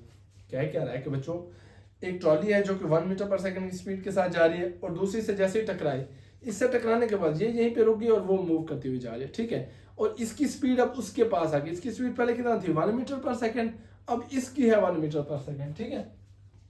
With velocity of 1 in the same direction, show that, अब ये भी उसने हमें इंफॉर्मेशन दी है, ठीक है। Show that it is an example of N elastic collision. अब वो कह रहा है कि ये it is example of N elastic collision. हाँ ये इलास्टिक कोलिजन की एक एग्जांपल है। वो कह रहा है कि एक ट्रॉली थी जो कि इस जिस स्पीड के साथ ये जा रही थी उससे टकराई, तो ये रेस्ट में आ गई, वो मूव करने लगी। देखा जाए तो इसकी स्पीड पहले 0 थी, इसकी 1 थी, है ना। टकराने के बाद जो इसकी स्पीड थी 1, वो इसको मिल गई और इसकी मिल गई इसको, है ना। यही एग्जांपल होती है इलास्टिक कोलिजन की। अब वो कह रहा है कि भैया ये इलास्टिक कोलिजन है, लेकिन आप शो करें, मुझे सबूत दें, मुझे प्रूफ दें कि ये इलास्टिक कोलिजन है, ठीक है। एक पार्ट ये हो गया हमारे पास, हमने उसको बताना है कि इलास्टिक कोलिजन किस तरह है।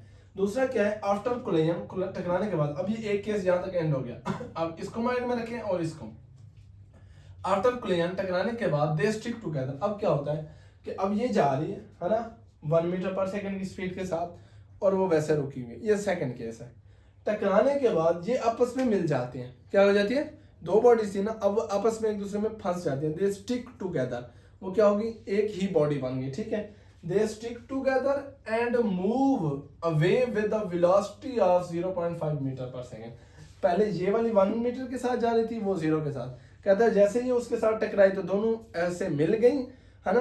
अब ये दोनों ही किस वेलोसिटी के साथ मूव कर रही है 0.5 मीटर पर सेकंड की वेलोसिटी के साथ। Show that it is an example of an inelastic collision.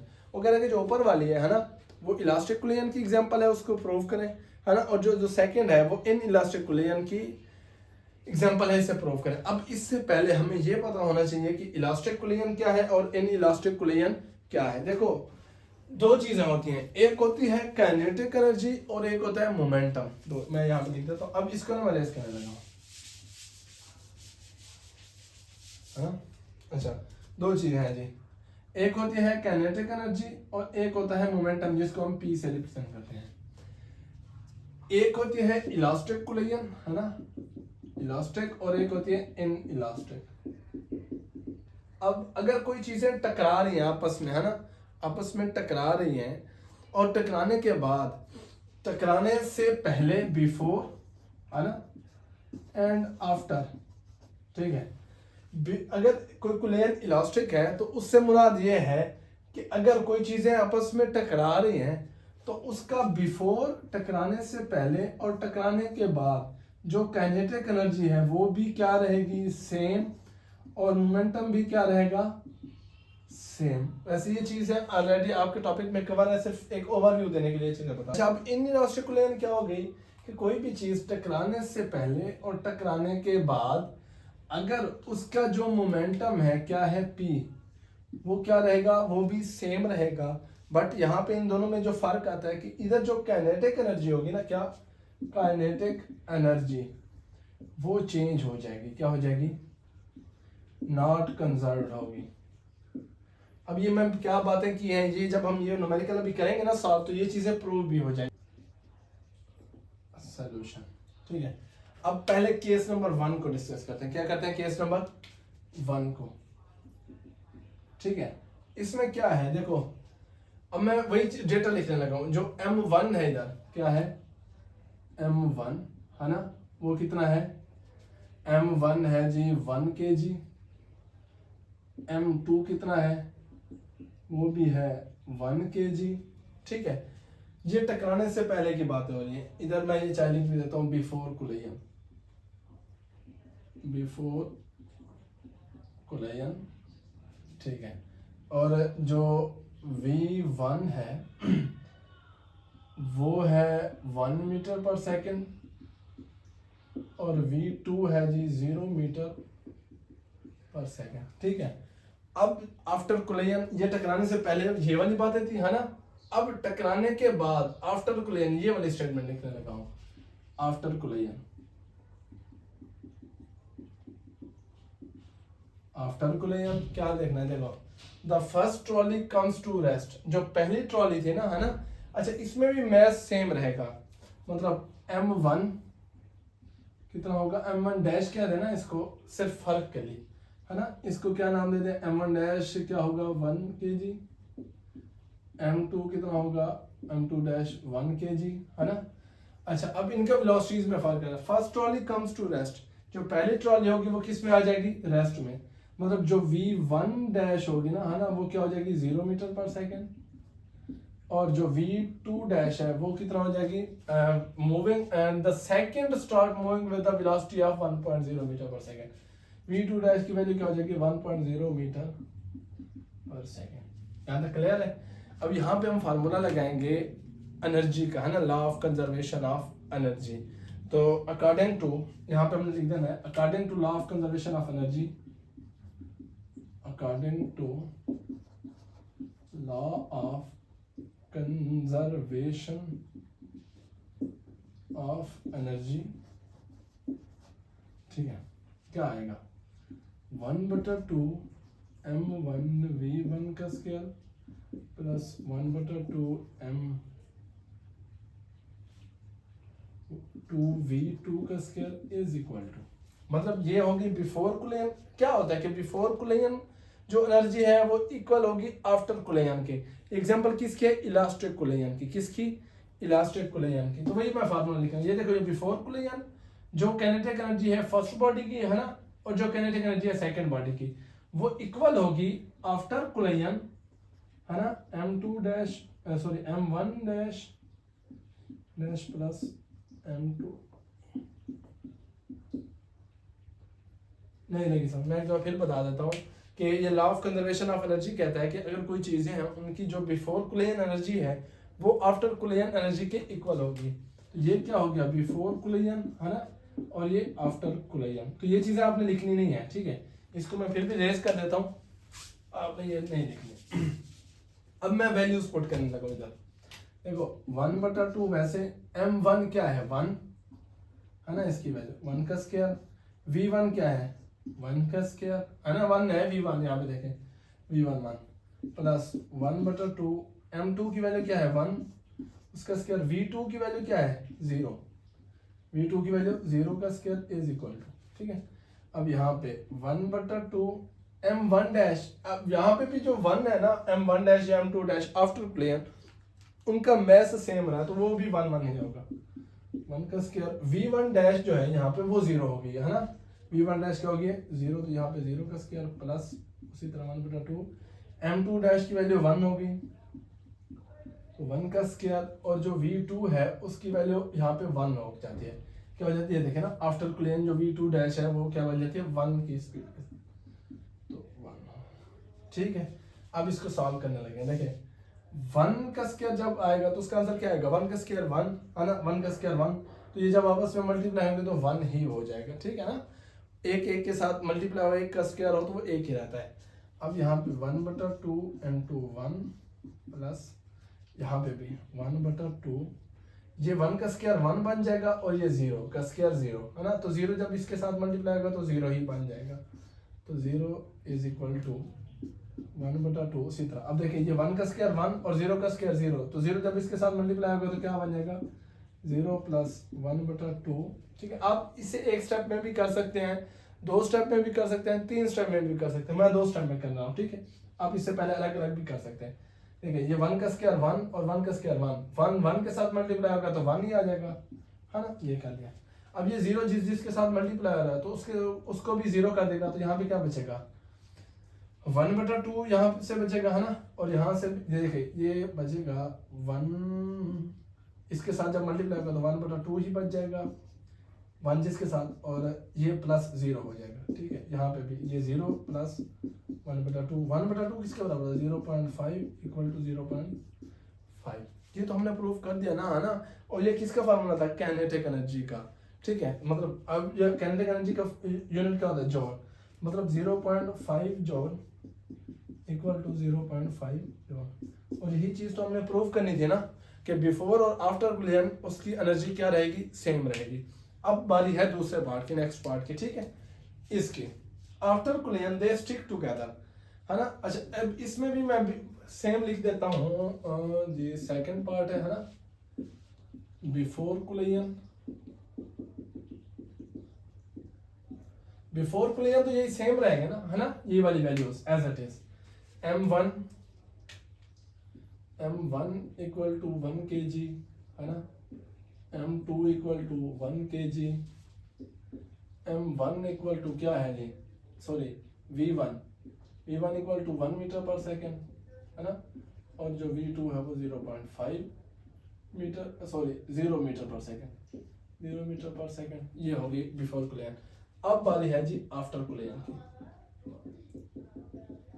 बारी है जी आफ्टर कुलियन की। ठीक है, आफ्टर कुलियन में क्या होगा कि अब यहां से आ जाता है आफ्टर कुलियन में, दे स्टिक टुगेदर, मतलब अब वो जो दो चीजें हैं आपस में मिल गई, है ना, स्टिक हो गई। ठीक है, अब 1 kg इसका बेस था, है ना, और 1 kg इसका, दो बॉडी थी ना, एक kg की 2 kg, जब आपस में मिल जाएंगे तो उन दोनों का मैस ऐड हो जाएगा, है ना, वो कितना बन जाएगा, 2 kg। ये चीज माइंड में रखनी है।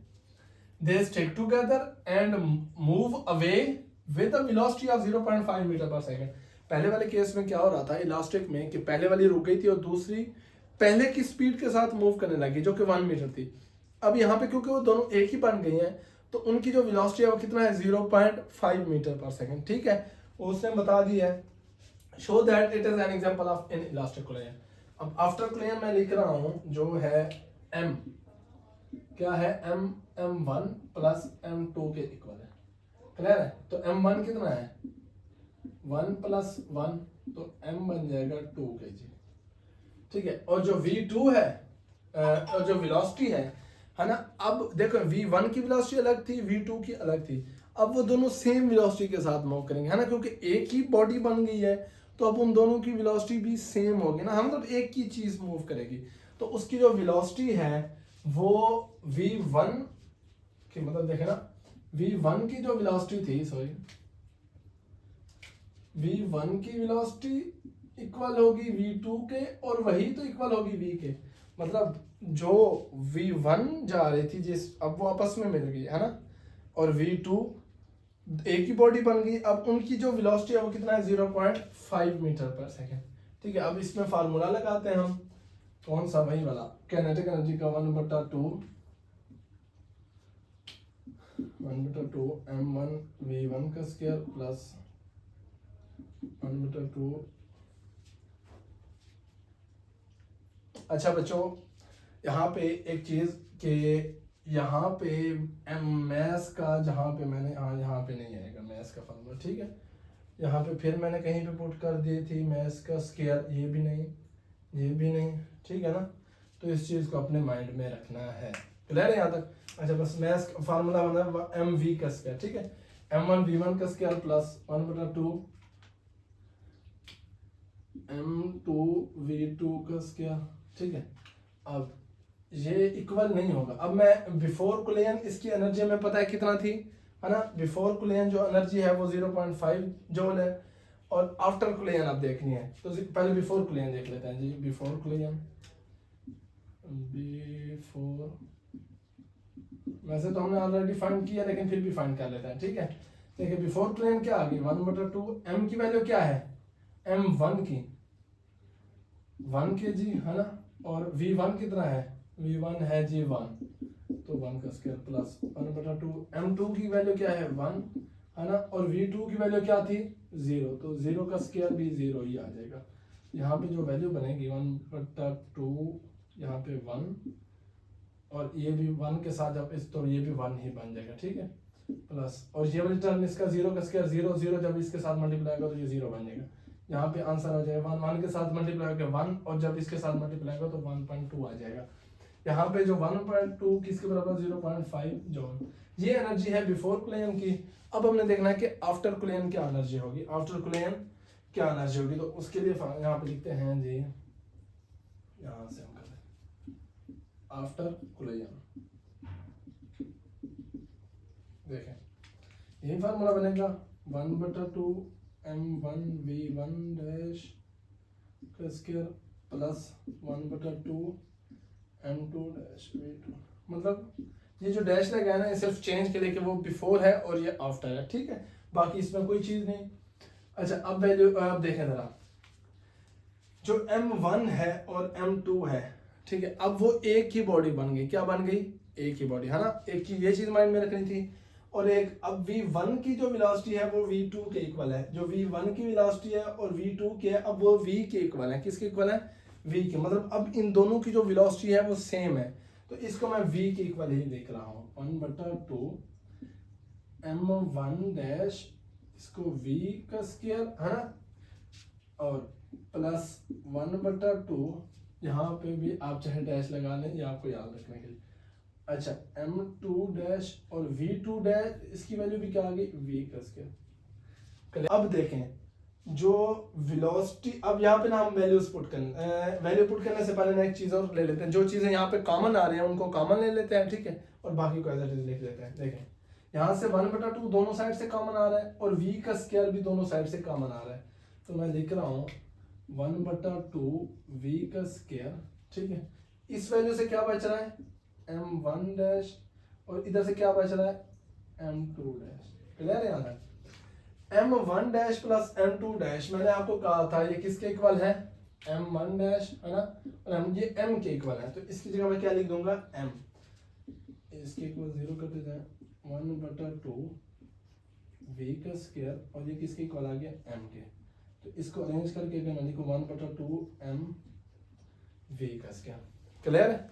अच्छा अब यहाँ पे मेरे पास m की वैल्यू भी है पड़ी और v स्क्वायर की वैल्यू भी है पड़ी, इसको मैं इधर करके लिख देता हूँ सॉल्व करने के लिए, 1/2 m की वैल्यू क्या है देखें 2 kg है ना, तो 2, और v की वैल्यू क्या है, v की वैल्यू थी जी, v की जिस वेलोसिटी के साथ वो मूव करेगा आफ्टर कोलिजन वो क्या थी 0.5 मीटर पर सेकेंड, कितना थी 0.5 मीटर पर सेकेंड, क्लियर है। अच्छा यहाँ पे 2 आ गया और v की 0.5 कर सके, ठीक है, अब 2 यहाँ से 2 से के साथ कट गया, यहाँ पे जब 0.5 का स्क्वायर लेंगे तो उसका आंसर आई थिंक 0.25 बन जाएगा, ठीक है, तो उसकी मेजरमेंट करके देख लेते हैं।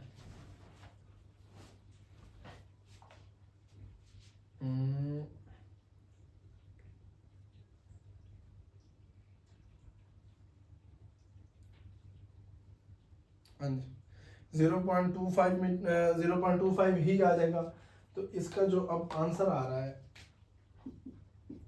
0.25 जूल। देखें अब ये बिफोर कुलियन उसका ये आ रहा था है ना 0.5 जूल, आफ्टर कुलियन 0.25 जूल, तो इसके आंसर में फर्क आ रहा है। तो इस वजह से अब क्योंकि ऐसी एनर्जीज में काइनेटिक एनर्जी टकराने से पहले और टकराने के बाद चेंज हो जाए, ऐसी कुलियन को हम कहते हैं इन इलास्टिक कुलियन, तो इन इलास्टिक कुलियन की हो गई ये बिफोर। अच्छा इसको ना आप ऐसे भी कर सकते हैं कि यहाँ पे हेडिंग बनाए बिफोर कुलियन की और ये वाला स्टेप कर लें है ना, और फिर आफ्टर कुलियन करके ये वाला कर लें, एक साथ कर लें या वैसे भी कर लें। तो यहाँ तक हमारी ये चीज़ ये न्यूमेरिकल भी क्लियर हो गया। अब बढ़ते हैं नेक्स्ट की तरफ। अच्छा जी तो अब बारी है उससे नेक्स्ट न्यूमेरिकल की, ठीक है 2.11। अब मैंने आपके सामने 2.11 और 2.12 दोनों की स्टेटमेंट लिख दी है। सबसे पहले हम इसी को सॉल्व करते हैं, तो आपने अपना फोकस इसी पे रखना है, ठीक है, इसकी बारी बाद में आती है। उसी तरह स्टेटमेंट पढ़ेंगे, देखेंगे कि वो हमें बता क्या रहा है और फिर पूछ क्या रहा है हमसे, ठीक है। रेलवे वैगन है ना, एक वैगन है, ठीक है, रेलवे वैगन ऑफ मैस, उसका मैस बता रहे हैं कितना है, 4 मल्टीप्लाई 10⁴ kg। यहाँ पे M1 आ गया है ना मैस। मैं सबसे पहले गिवन डेटा की हेडिंग डालता हूँ, किसकी, गिवन डेटा, ठीक है। M1 कितना है, 4 मल्टीप्लाई 10⁴ kg। क्लियर है यहाँ तक? अच्छा, moving with the velocity of 3 metre पर सेकेंड, वो वेलोसिटी के साथ, एक वेलोसिटी के साथ मूव कर रही है जिसकी वेलोसिटी क्या है, 3 मीटर पर सेकेंड। तो इसको मैं नाम दे देता हूँ V1 का, वो कितना आ गया, 3 मीटर पर सेकेंड। क्लियर है यहाँ तक? Collide with another wagon of mass 2 multiply 10⁴ kg, ठीक है। ये एक वैगन जा रही है जिसका मैस इतना है और वेलोसिटी इतना है, वो जाके किसी और के साथ टकराती है जिसका मैस दिया गया हमें M2, क्या M2 है हमारे पास कितना जी, 2 मल्टीप्लाई 10⁴ kg। क्लियर है? Which is at rest. अब ये जो सेकंड है ना वो रेस्ट में है, किस में है, देखिए एक वैगन है जिसका मैस ये दिया गया हमारे पास है ना, और उसकी वेलोसिटी भी, वो मूव करती हुई जा रही है, अगली वैगन के साथ टकराती है जिसका मैस दिया गया है, लेकिन वो है किस स्टेट में, रेस्ट की स्टेट में, मतलब रुकी हुई है, ठीक है। तो उसकी जो वेलोसिटी होगी V2, जो उसकी क्या होगी वेलोसिटी V2, वो होगी 0, ठीक है। दे स्टिक टुगेदर, अब वो आपस में मिल जाती हैं। फाइंड देयर कंबाइंड वेलोसिटी, अब क्योंकि देखें ये एक वेलोसिटी के साथ मूव करती हुई जा रही है, ठीक है।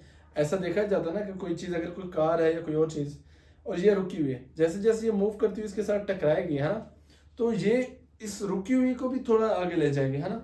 तो वो कहता है किस स्पीड के साथ फिर ये, जब ये आके इसके साथ टकराएगी, ये दोनों आपस में मिल जाएंगी, स्टिक टुगेदर है ना, तो फिर एक वेलोसिटी के साथ मूव करेंगी, वो उसकी वेलोसिटी क्या होगी, टकराने के बाद वो किस स्पीड से आगे जाएंगी, वो हमने बतानी है, ठीक है। तो उसके बाद हमने टू फाइंड क्या करना है, टू फाइंड है जी उसकी V2 कह लें है ना, या क्योंकि वो कंबाइंड वेलोसिटी है तो उसे V2 तो नहीं होगा है ना, VC ही होगा, जो कंबाइंड वेलोसिटी, क्योंकि V2 तो 0 है, ठीक। कंबाइंड वेलोसिटी हमने फाइंड करना है। यहाँ पे अब सोल्यूशन की हेडिंग डालना है, सोल्यूशन,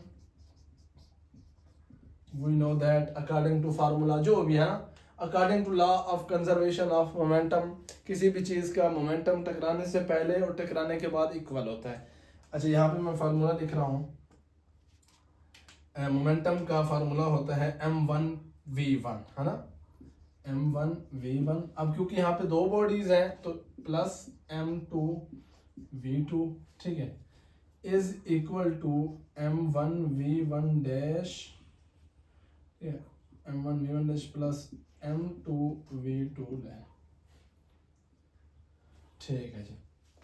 अब इस बात को समझिएगा जरा, क्योंकि वो दोनों चीजें आपस में क्या हो गई, मिल गई है ना, तो उनके मिलने के बाद वो जिस भी वेलोसिटी के साथ मूव करेंगे तो वो दोनों की वेलोसिटी सेम होगी। यहाँ पे जो V1 डैश है और V2 डैश है उसकी वेलोसिटी एक ही होगी, सेम वेलोसिटी होगी, और वो कौन सी वेलोसिटी होगी, जो कंबाइंड वेलोसिटी हमने कहा है।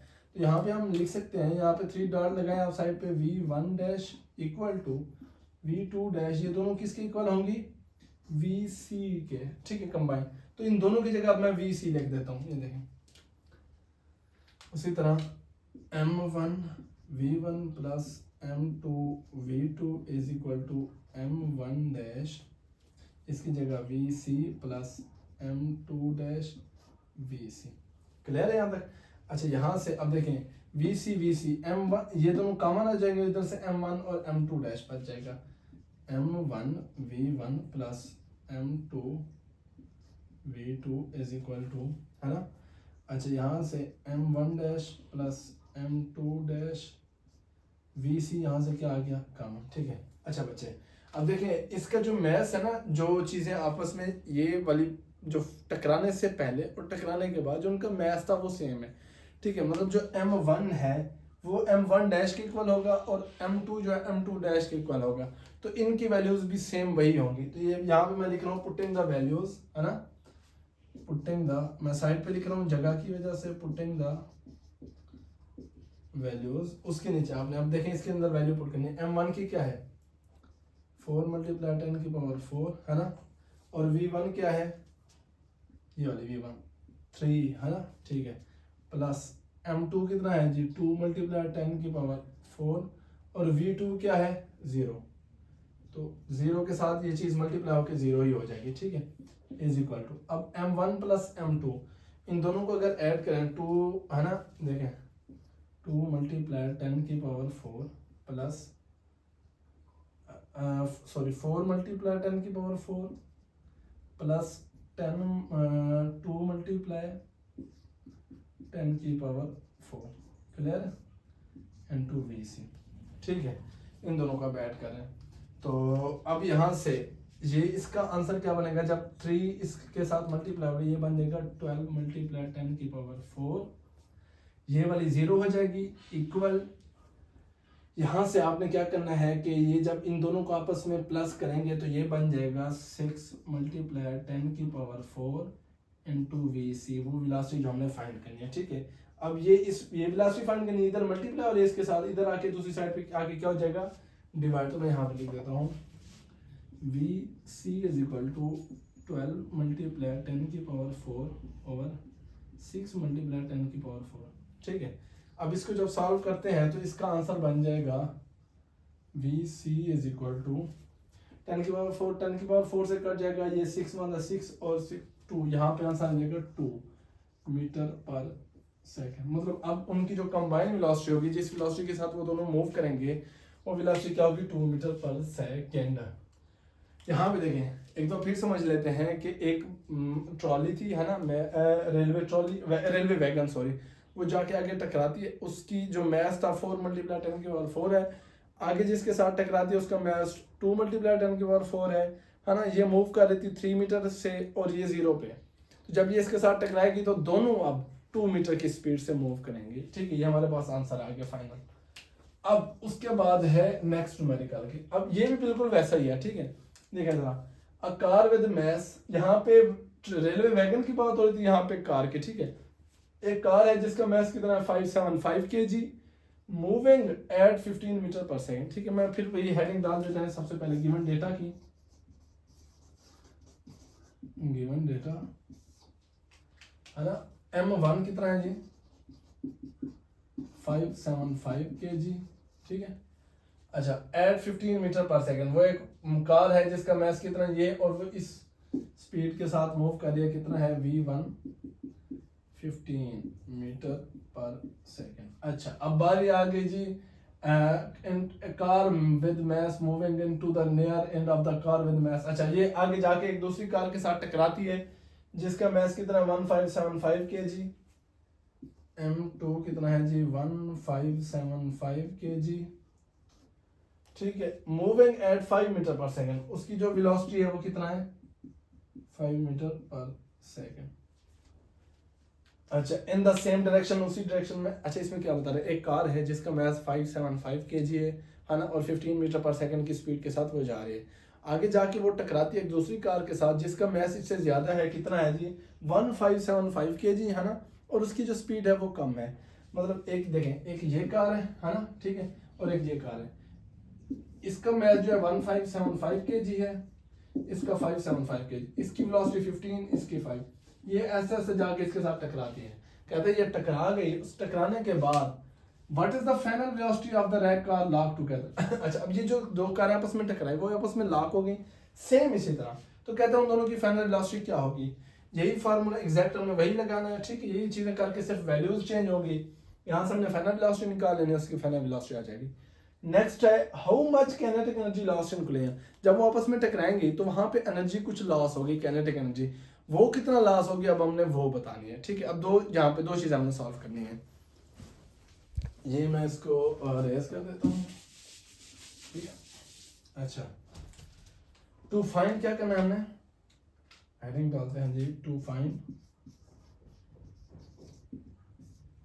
एक हमने बतानी है कंबाइंड वेलोसिटी है ना, और एक बतानी है loss in kinetic energy, loss in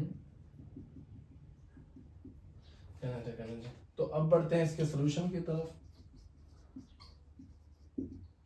we know that, उसी तरह हमने ये सारी स्टेटमेंट लिखनी है, m1 v1 plus m2 v2 is equal to m1 v1 dash plus m2 M2V2।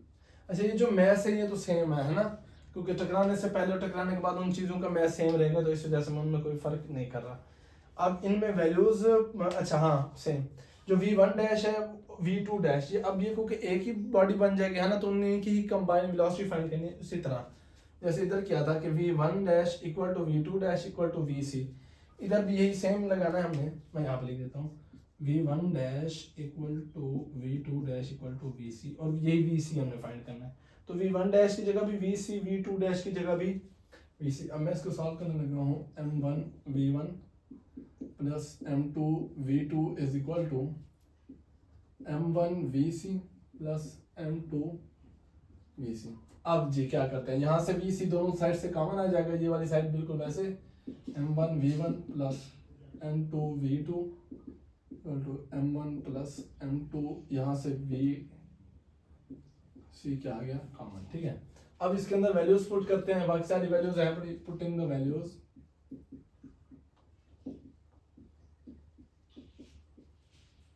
M1 क्या है हमारे पास 575 मल्टीप्लाई बाय 15 प्लस 1575 multiply by 5 equal to M1 क्या है जी 575 प्लस 1575, ठीक है, इनटू VC। अब इन दोनों को मल्टीप्लाई करते हैं, फिर इन दोनों को मल्टीप्लाई करके इनके आंसर जो है, एक मिनट अभी कैलकुलेटर से कर लेते हैं।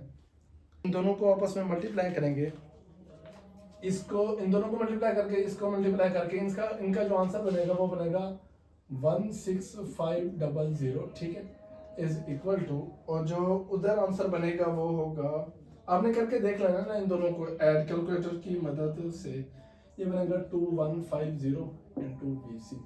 ये इधर मल्टीप्लाई हो रहा है, दूसरी साइड पे आके क्या हो जाएगा डिवाइड, तो 16500 ओवर 2150 टू VC। अब इसको अगर चेंज कर लें तो VC क्या बनेगा, जब इसको डिवाइड करेंगे तो इसका जो आंसर आता है शहजादों वो बन जाता है हमारे पास 7.67 मीटर पर सेकेंड। क्या 7.67 मीटर पर सेकेंड। अब इनकी जो कंबाइन वेलोसिटी होगी है ना, वो हमें फाइंड आउट होगी। ये हमारे पास हो गया ए पार्ट, ये वाला है ना, what is the final velocity.